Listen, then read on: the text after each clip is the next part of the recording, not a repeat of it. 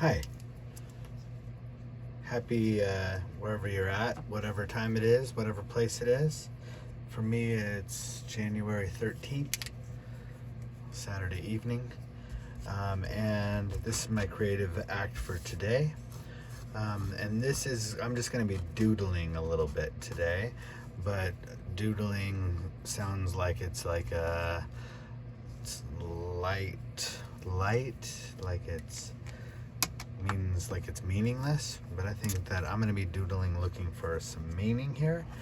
And this is just an extension of a conversation that started a few days ago with my buddy, who I'm going to call G.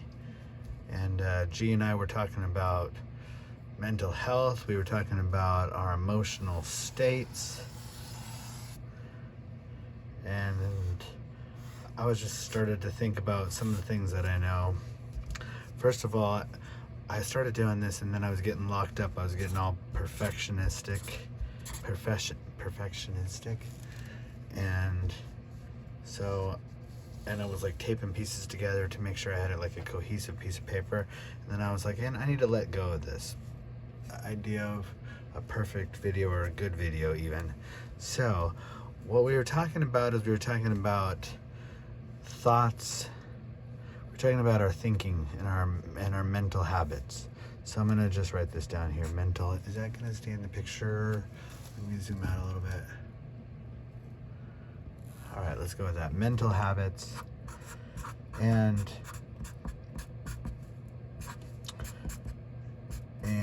maybe even, we were talking about emotions a lot. So what we're talking about is that oftentimes we mistake our whole self. I'm gonna just say it. This is a mistake. I am my mental habits. So I am my mind. I am whatever's happening in here. That's the whole thing, right? Is I am whatever my thoughts, whatever my feelings. And what I mean by feelings is I would say that feelings are from your body, they're from your heart in like a metaphorical way, but the feelings do kick up and they go through your mind as a process. You feel sad almost as a thought, as a sensation that's running through this processor called your brain or your mind. So are you your mind is a philosophical question, but I think it's an important one. It's a Buddhist question. It's a question of every major religion is asking, what is the mind? What is the soul? What is the spirit? Or what are you? So a big mistake is to think that you are whatever's going on in here. Okay? So, but that's just like a model that we actually naturally build, is that we just think that we are this processor, this computer. Especially when we move the idea of God out of the equation, then we're definitely we just think of ourselves as a computer. We're just inputs and outputs. Even DNA, right? We can even think about our DNA. If you remove the mystic element and some magic out of it, then isn't DNA just like a computing gene? It's like it's just all the matrix, right? So this is all like mumbo jumbo coding. I'm gonna just put the word coding. Like, this is what we think we are. Okay, and sometimes what we experience ourselves to be is just sort of a mumbo jumbo in data, like just tons of data. That's what we think we are. And I'm just putting a quote because it's not right. I am maybe something beyond this, or maybe there's just a different way to look at this picture, okay? Which is, okay, let's say you are just these things. Whatever is going on in one's head and whatever those processes are, let's just limit it there and just say, okay, we'll assume it. Let's go with that idea that we're just what's in our head, that when this body stops working, that the mental processes will stop working, and thus ends us. which is like an anxious feeling. By the way, if I'm talking about stuff that starts to trigger you, please talk to people. Trigger just meaning bringing up stuff that doesn't feel comfortable to you. And definitely I'm not a psychotherapist. So right now I'm just talking. I'm not going to give any sort of justification for my experience here. I have some, but I'm not going to give it. I'm just talking to my buddy. Okay? So the body breaks down, the mental process stop, it's all done, right? Well, that's fine. That's one way to look at it. And that's the limit of you. Okay? That's one way to look at it. But that's me looking at you. That's me as a human looking at other humans, and I say, well, that's what I see happen. I see bodies die, and then I see an experience stop. But I don't know, because I'm limited to my experience. And so my subjective experience, where I am the subject, I'm the observer, observing from a perspective, observer from my unique perspective. I'm just writing some thoughts as they pop up, so some of this isn't going to always be cohesive. I'm the observer from a unique perspective, so that the idea of being subjective as opposed to being objective, which I'm observing that object from the outside in. So from the objective point of view, the body dies, the mind breaks down. But from the subjective point of view, we have to talk about our own experience. So in my experience, I look back at my own life. I'm going to be a little bit silly here, but I look back on my own life, and I don't remember a morning where I didn't wake up. And that's maybe a silly sentence, but I can't remember before this time.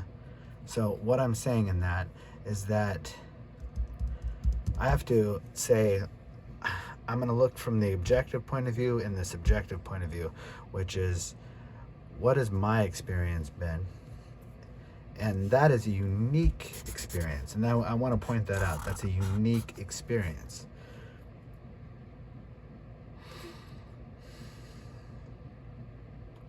Okay, I'm just going to stop and take a breath.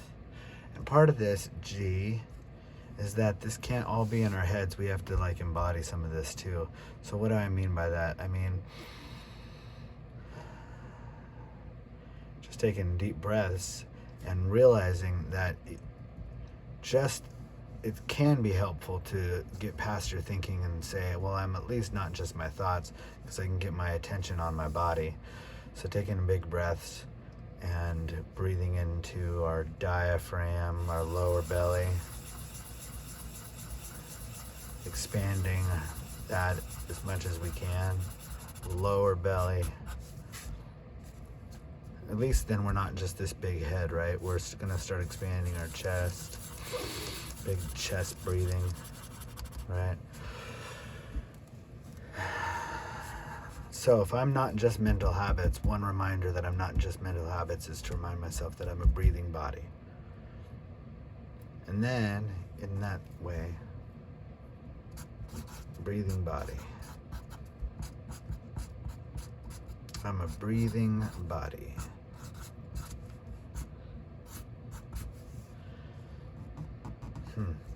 Breathing body reminds me of the creation story.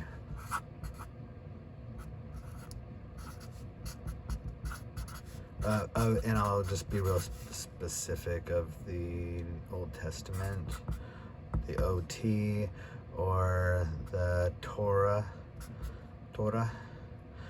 Man, I don't want to spell that wrong right now. Would not be a good move for me. So I'm just going to leave that. The Old Testament from Genesis, the early part of Genesis, and in the beginning, God breathed breath into man's body, this is where we find the beginning of man in this poetic sense in the beginning of the Bible. Is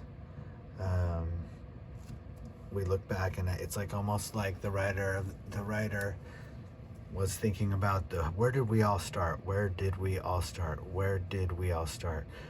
And it goes back and it tells the story of the earth evolving and the animals blooming up and everything growing up. And then it talks about God breathing life into man as the beginning of this experience. So in a poetic way, breathing is our contact point with our origin. Breathing is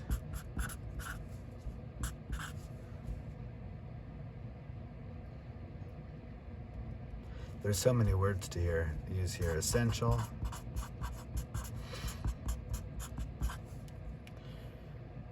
foundational. You can't really build anything without stopping and thinking about the breath. So we can talk all about all sorts of theory, talk about different world religions, and we can talk about philosophy and psychology. And then I just feel so strongly to not forget about breathing. Breathing is essential, foundational. Breathing is basic. Sometimes it's too boring for our. Think about it, G. We got busy brains, right? And so breathing feels too basic and boring because our minds want more entertainment. But I've experienced many times that if I can get my attention, not necessarily, I don't know what that means yet, and we'll talk about it later, but if I can get my attention on my body for extended periods of time and while I'm breathing, and I start to watch those thoughts come and go, and I watch my feelings come and go. I watch my breath, almost like I'll watch a thought. So some stressful thought will pop in, and then sometimes it'll hang on, but then I'll get distracted by some other thought, which might be my breath, which might be a football game I'm thinking about the next day, which might be bills coming in that I'm stressed out about. But whatever it is, they're going to come and they're going to go. And if I can start to experience my body and breathing almost in the same way a little bit. Here comes a breath, there goes a breath, here comes a thought, there goes a thought, here comes a feeling, there it goes. There's some flow here. Breathing is flow. We're just making a big mess today, which is awesome. I like it. I like this video. If you like it, subscribe, press like, comment. I gotta say, I wish I had more comments. That's all. I've been recording for a few weeks, and I'm being pretty easy about my expectations and trying to I'm finding a lot of satisfaction from just recording for recording's sakes. But I love some comments. I love when some of my friends and family have commented. That's been fun. Breathing is flow. Flow. People are searching for flow. They are searching. They are writing books on flow, dude. They are writing books on flow.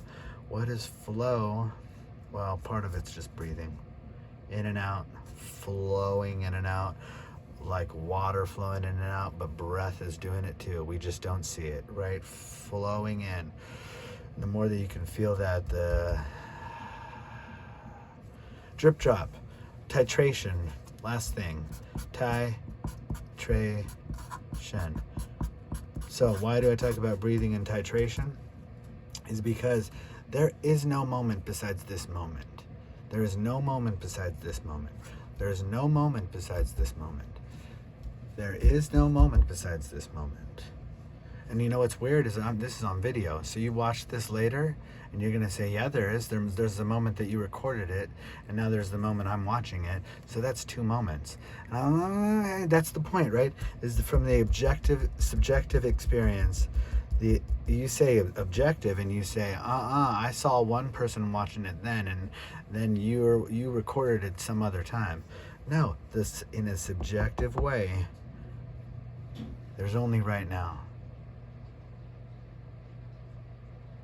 There's only right now.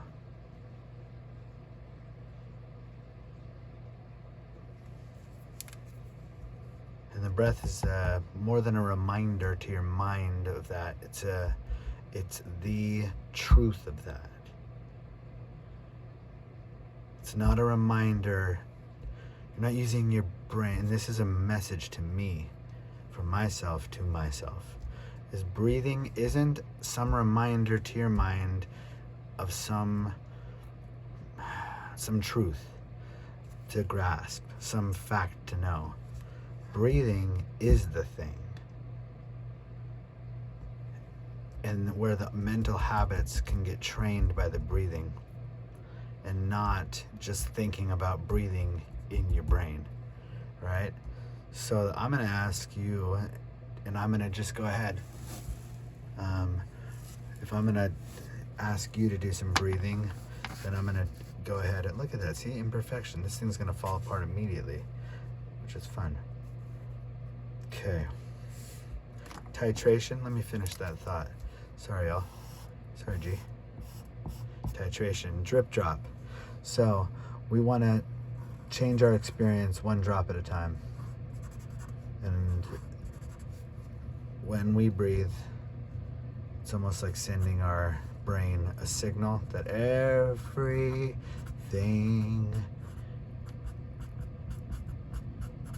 is okay. One drop at a time, in the moment, because there only is the moment. So we call it titration because it feels like it's one choice at a time, right? It's now I'm gonna relax, now I'm gonna breathe.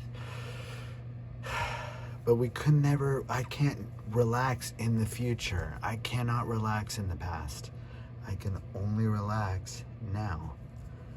So titration, and that what happens there is what we're doing is slowly everything is okay, starts getting sent to your head from your body, and slowly these waters start to settle a little bit as we give some attention elsewhere. So the more that we attend to the mind, the more that it'll stir up and stay going and churn and churn and churn. And if we could leave it, step away, give our attention to something else. Today I'm just talking about the breath.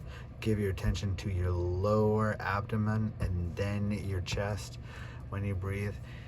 If you expand your stomach muscles all the way out, get your belly as big as you can, and then bring that up and expand your chest and even stretch out your arms.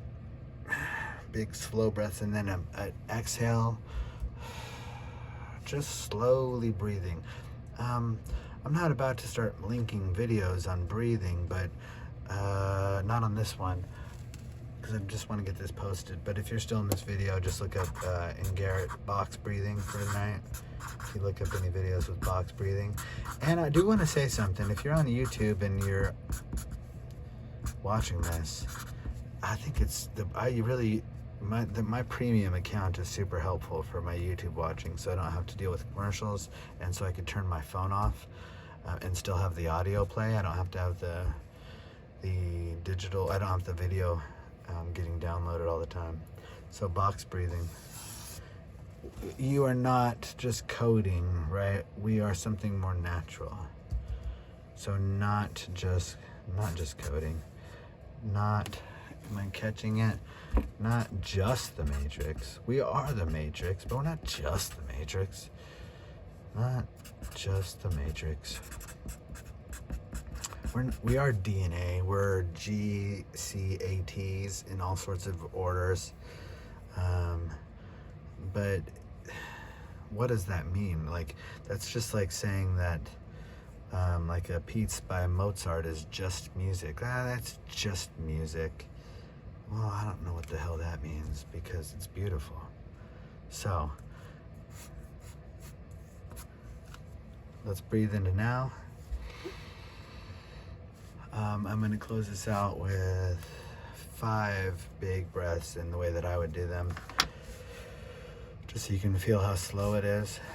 So I didn't even start yet. Here we go. I'm going it through my mouth. Look at me yawning. And I'm going to keep going.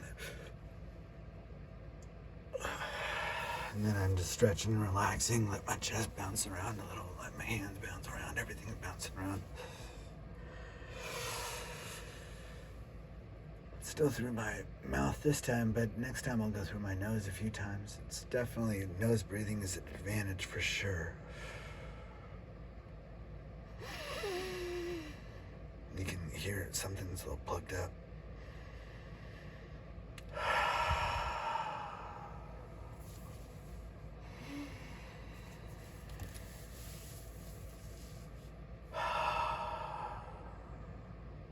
Isn't that weird? The exhale is the sound of ease.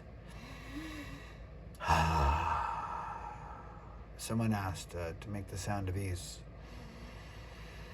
That's what I think most people would do. So, take some big inhales, take some big exhales. You are more than your mental thoughts. You are at least, let's start there, with at least you're the breathing body. At least that. So, we're going to get into what else we are. But let's that's all I'm thinking about is how important it is to get back to our breath a little bit. All right. Everybody have a good night. G, have a good night. Or day, or whenever.